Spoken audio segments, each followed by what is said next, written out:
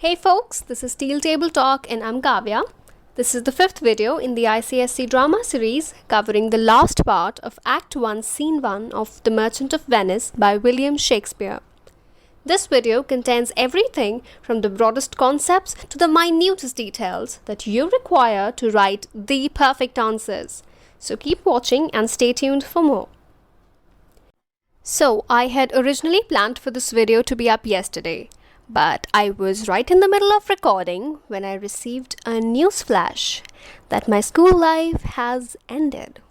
And I just could not bring myself to proceed with this. Honestly, I'm not sure if we should consider ourselves fortunate that our exams got cancelled or unfortunate that we never got to live our senior year. We seriously missed everything we'd been planning for all these years. And as if that wasn't enough, we just got kicked out of school like boom. No 10 days notice period. Or should we be stressed that we have no idea what's coming? Anyways, if this video is relevant for you, you still have at least 2 years to sort this out. So here's a background of events so far. After a lengthy discussion about Antonio's mysterious melancholy, others leave him to talk to Bassanio. And Bassanio so far has cited a childhood example and stated his plans of repaying his various debts. Now he's about to tell Antonio about his lady love, Portia.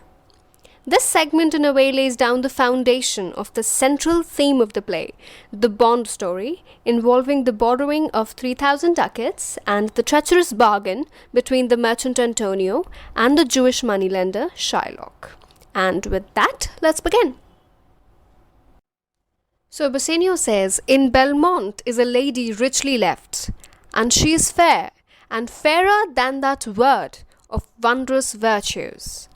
Sometimes from her eyes I did receive fair speechless messages. Her name is Portia, nothing undervalued to Cato's daughter, Brutus's Portia. Nor is the wide world ignorant of her worth, for the four winds blow in from every coast, renowned suitors." So Bassanio in this speech is describing Portia in rather dramatic manner.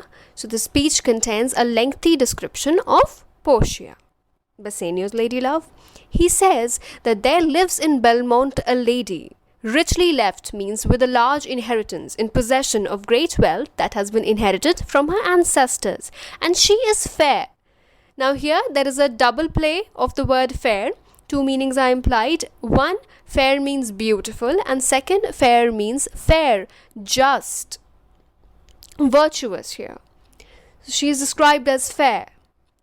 Bassanio then says, and fairer than that word means she is fairer, even more fair than the word itself. Language fails to describe the extent of her beauty and her virtue.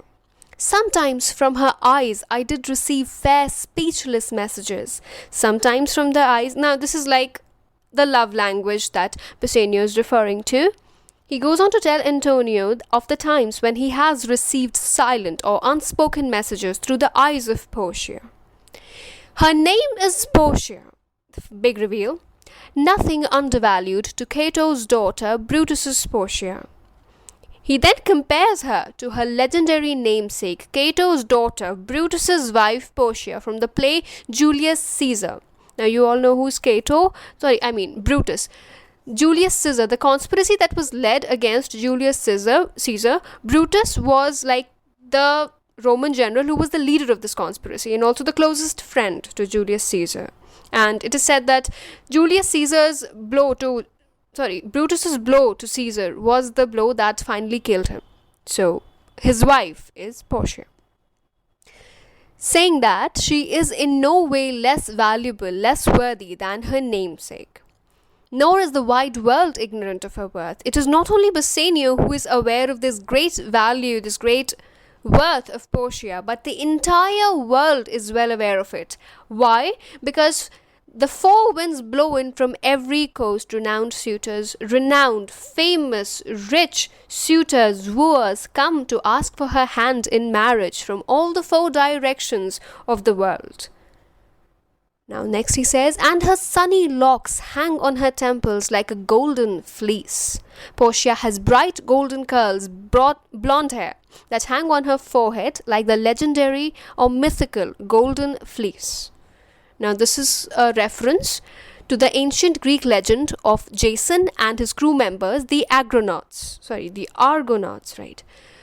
Please take care of the spelling, who undertook a great voyage to Colchos. Colchos was an ancient kingdom to fetch the magical golden fleece. Now this golden fleece, basically the wool of the magical golden ram. So this fleece had magical healing properties, and it could heal anyone and it could make any kingdom prosperous. It used to be hanging in a garden, guarded by, I don't know, was it a cyclops or something like that? Mythology. You need not be concerned with that. The part that is needed to be written is already on your screen. So it hung on an oak tree in a garden guarded by a dragon. So they undertook this voyage to fetch this fleece. So similarly, he makes a comparison here. Let's see what that is. Which makes her seat of Belmont Colchos strand, and many Jasons come in quest of her. Allusion is made to the tale of Jason and the Argonauts, who went on a voyage to fetch the magical golden fleece from the island of Colchos. This is all that is required to be written in the answer. Enough. He completes the comparison by saying that this makes Portia's seat or palace in Belmont the ancient kingdom of Colchos, and the suitors, the wooers who come in hopes of attaining her love, many Jasons. Now, what is the golden fleece? Portia's golden hair, the locks, the bright golden locks of her hair. Oh, my Antonio, had I but the means to hold a rival place with one of them, I have a mind presages me such thrift that I should questionless be fortunate. He goes on to add that despite there being so many suitors, worthy noble suitors hoping to marry Portia, he had strong hopes that if only he could gather enough money, resources to stand on an equal footing as the other suitors, he would prove fortunate enough to earn Portia's love. And what gives him this confidence? The last part of the speech where he says, I did receive fair speechless messages sometimes from her eyes. So this is symbolic that Portia also shares shares affections for Bassanio. I have a mind presages me such thrift. It's quite a complicated one, so I've provided a separate meaning for it. The predictions of my insight assure me success in wooing Portia. Antonio replies, thou knowest that all my fortunes are at sea. He says that, dear Bassanio, you know all my money, all my resources at the present moment are bound in ships which are sailing on the sea. Neither have I money nor commodity to raise a present sum.